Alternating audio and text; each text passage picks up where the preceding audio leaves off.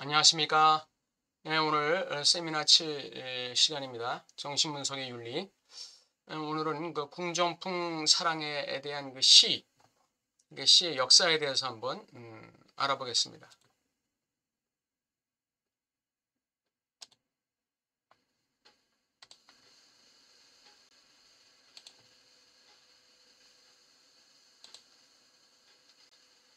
네, 궁정풍 사랑의 시의 역사. 우리의 관심을 끄는 것은 11세기 초에서 13세기 초까지 계속되는 시인과 가수로서 궁정의 사랑. 남부에서는 투르바르바드르, 북부에서는 투르베르, 게르만 영역에서는 민네상거로 알려진 시인과 가수예요. 이게 이제 우리의 관심을 끄는 거. 궁정풍 사랑에 관련해서 영국과 스페인 일부는 이 궁정풍 사랑은 매우 정밀한 시적 기술과 연결되어 그 순간에 등장했지만 이후 몇 세기 동안 그에 대한 다소 희미한 기억만 남아있는 시점까지 가려졌다. 영국과 스페인에서는 한때 이 궁정풍 사랑에 대한 이 시적인 기술이 있었지만 좀 활발하지는 않았다는 거죠. 11세기 초부터 13세기 초까지 이어지는 전성기의 이 정중한 사랑 시인들의 매우 특별한 기법이 중요한 역할을 했다. 사회적으로 높은 지위에 있는 궁중계, 귀족계 등 특정 계층에 현저한 영향을 주었다. 이 특정 계층 중에서도 그 일부죠. 일부 특정 계층에 영향을 주었는데 이것이 하나의 이 사랑에 대한 로맨스, 사랑에 대한 자기애적 로맨스를 만족시킬 수 있는 어떤 이 유형의 사랑이었기 때문에 굉장히 매력이 있었지 않는가. 그 당시에 이런 귀족 계층의 사람들에게 매력이 있었지 않은가. 그런 생각을 하게 됩니다. 근데 이런 궁정풍 사랑이라는 게 이 실제적으로는 이루어지지는 않았다고 그래요. 단지 하나의 로망, 하나의 로맨스, 환상 속의 로맨스죠. 환상 속의 하나의 대상으로서 이렇게 존재한 거 아닌가. 그래서 그걸 갖다가 시로 표현하는 것이 좀 활발하게 나타나는 거, 이런 것을 지금 얘기하고 있어요. 실제로 사랑에 대한 공식적인 교훈이 있었는지에 대한 질문이 있었다. 노스트라다무스로 알려진 노스트라담이 15세기 초 그가 인용한 랑그도키아식 이름을 인용한 숙녀들에 의해 법적 권한이 행사된 방식을 나타내는 방식은 전율을 일으킨다.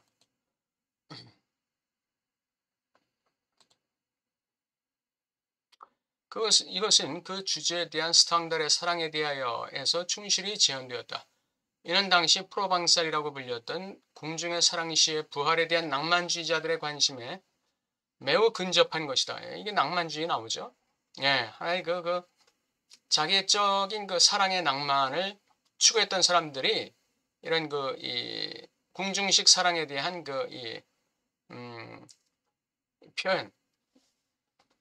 표현으로서 시를 쓰게 된 거죠.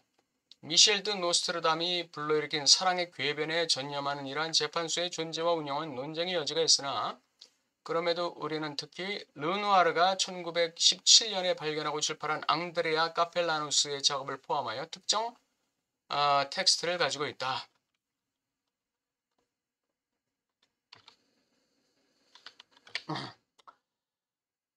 축약된 제목은 사랑의 기술이며 오비디의 논문과 동음 이의어가 된다. 궁중식 사랑시의 부활에 대한 낭만주의자들의 관심.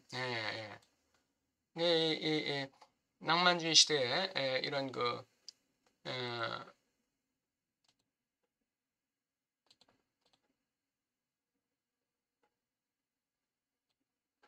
관심이 있었다는 거죠. 낭만주의 시대에. 이런 궁중식 사랑에 대한 관심이 낭만주의 시대에 이렇게 활발했다는 거죠.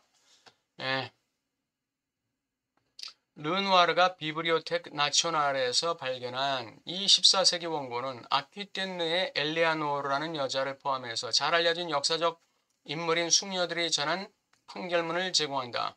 카펠라누스의 작업에서 그들은 모두 사랑의 궤변에 전념하는 법정에 참여했다고 말하며 사랑의 궤변. 그러한 법정은 모두 모호하지 않고 추구해야 할 이상을, 그 이상이 완벽하게 코드화된 중거점을 전제로 한다. 사랑의 궤변이긴 한데 이것은 이상적 사랑에 대한 코드화된 중거점을 제시하는 거예요. 예.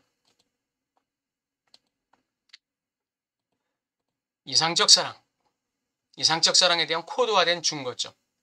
이상적 사랑이란 이래야 돼. 이상적 사랑이라면 이 정도는 돼야 돼 하는 거. 그런 중거점을 제시하고 있는 거죠. 그런 것들이 이제 시에서 등장하는 그런 어떤 이 시에서 등장하는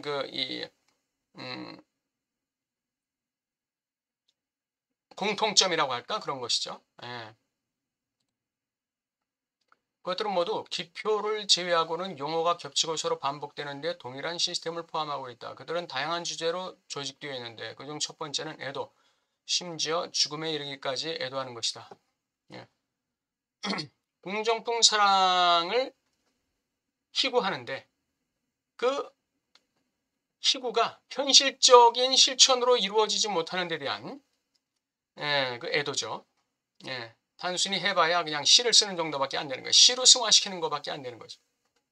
19세기 초 독일에서 그 특징을 공식화한 사람의 말처럼 궁중사랑의 출발점은 불행한 사랑의 스콜라로서의 자질이다.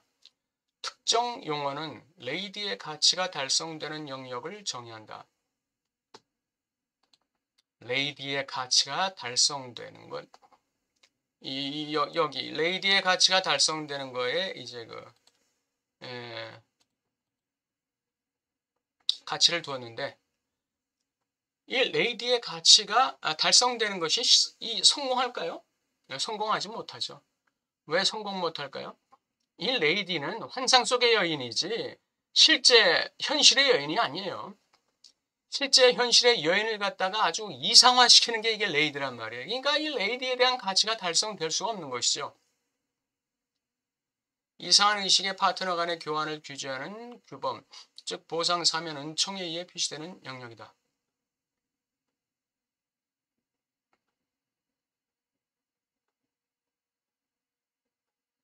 예. 그러니까 그 당시에 그 파트너의 교환, 그 파트너의 교환, 이걸 갖다가 규제하는 규범, 보상, 사면, 은총에 의해 표시되는 영역. 이게 이제 레이디의 가치의 영역이라는 거죠. 근데 이제 이게 실제로 달성되는 거는 아니었죠. 궁정식 사랑은 바로 이 레이디의 가치를 창달하는 것이었는데 이거는 실제적으로 이루어진 건 아니고 현실적으로 이루어진 건 아니고 시에서 그냥 말하자면 시로 승화시킨 거에 불과해요.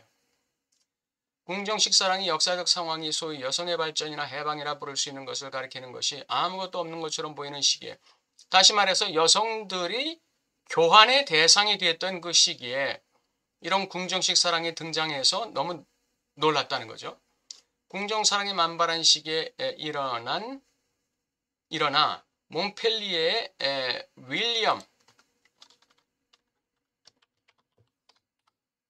의 딸인 커밍스 백작 부인의 이야기를 한번 언급해보자. 피레네 산맥 북쪽으로 권력을 확장하려는 야망을 가진 아라곤의 피터는 커밍스 백작 부인의 아버지가 사망했을 때 그녀가 상속자라는 사실을 알고 그녀와 결혼하고자 했지만 그녀가 이미 기혼 상태였기 때문에 불가능했어요. 그래서 아라곤의 피터는 모략과 압력을 써서 그녀를 남편으로부터 강제로 이혼당하게 만들어요. 그래가지고 이제 자기가 여자, 즉 누구죠?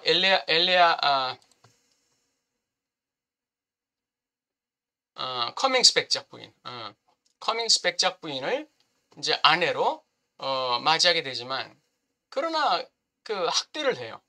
그래서 이 커밍스 백작 부인이 도망을 치죠. 그래서 때때로 박해받는 순결한 유일한 보호자로 밝혀진 교황의 보호 아래서 로마에서 생을 마치게 돼요. 그러니까 이제 처음에는 이 아라곤의 이 이야기를 하는 거는 아라곤의 피터가 그 커밍스 백작 부인을 갖다가 결혼하고자 했을 때 이게 순수한 의도가 아니었죠. 예, 그 부자 아버지의 상속자라는 사실을 알고 그렇게 해서 이제 결혼을 하려고 했지만 이미 결혼한 상태의 여자였죠. 그래서 이제 어떤 그 압력과 회유를 통해서 남편과 강제로 떠나게 만들었고, 그리고 자기와 이제 결혼했어요. 그렇지만 학대를 해서 그 커밍스빈이 도망가게 만들게 되죠. 이 이야기의 스타일은 단순히 봉건 사회에서 여성의 효과적인 위치를 보여준다. 봉건 사회에서의 여성의 그 효과적인 위치. 아주 전형적인 그런 위치를 보여준다. 그녀는 친족 관계의 기본 구조, 즉 사회적 교환 기능의 삼관물, 특정 수의 상품, 권력 상징의 지원에 의해 제시되는 존재다. 이게 이제 이 시대적 그 상황에 아주 여자들의 전형적인 위치라고 볼 수 있는 거죠. 이게 아주 여자들의 전형적인 위치였어요. 그녀는 본질적으로 그녀의 종교적 권리와 관련된 경우를 제외하고는 그녀 자신이나 그녀 자신의 자유를 위한 여지를 남기지 않는 사회적 기능과 동일시된다. 종교적 권리는 예외였어요. 왜냐하면 이 종교적 권리에 대해서는 이 여자가 양보하지 않았어요. 그러나 그 외의 그 신분이나 역할에 대해서는, 기능에 대해서는 봉건 사회의 그런 이 억압 구조에 속하게 된 것이죠. 권력의 만족에 관련되어 있다고 프로이드는 말한다. 여기에 권력의 만족이 관련되어 있다고 프로이드는 말한다. 그러므로 미네생 전체 컬렉션에는 황제, 왕자에 뒤지 않는 지위를 가진 시인이 많다는 걸 강조한다. 사실 19세기 초 파리 국립도서관에 있던 만네의 필사본 컬렉션에는 126개의 미네상이 있고 하이네는 이러한 사랑의 시에 경의를 표하곤 했다. 전부 이제 그 시로 문학작품으로 나오고 있는 거죠. 첫 번째 음유 시인은 뿌아띠의 7번째 백장이자 아키텐의 9번째 공작인 기욤 드 뿌아띠인데, 그는 원래 그 시대의 모든 올바른 생각을 가진 봉건 귀족이 쉽게 그랬던 것처럼 보이는 강력한 약탈자였다. 그러니까 봉건 사회 시대에 일반 다른 사람들과 마찬가지의 그런 아주 포악한 사람이었어요. 가장 야만적인 몸값 관행의 규범에 따라 행동한 사람이었는데, 이 사람이 어떻게 돌이켜서 독특한 형태의 사랑의 시인이 되어버려요. 어떤 계기가 있었겠죠.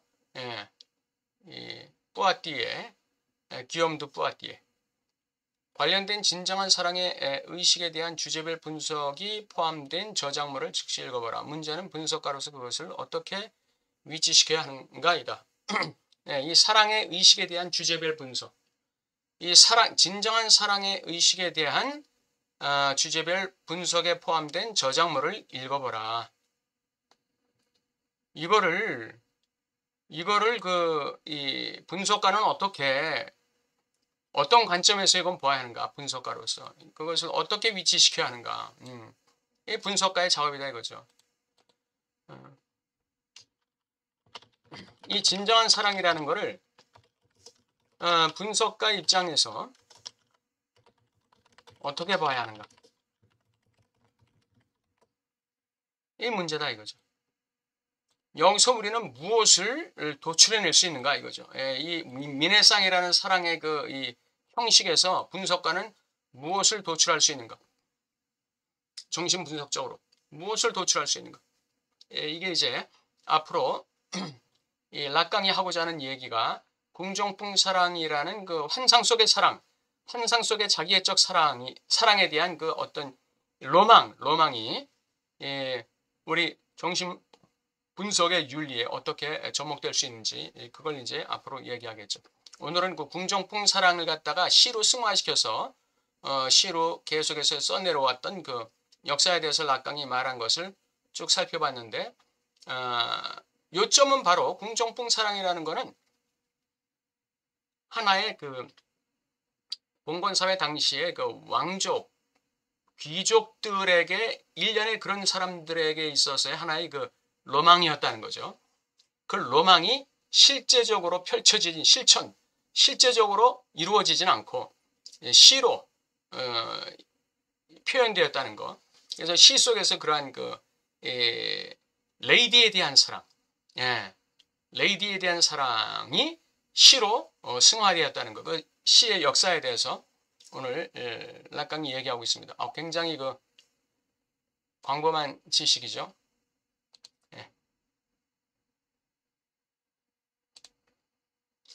예, 오늘 민해성 사랑에 대한 그 궁정풍 사랑에 대한 시의 역사에 대해서 오늘 알아봤습니다. 다음 시간에 계속해서 아마 궁정풍 사랑에 대한 얘기가 계속해서 나올 거예요.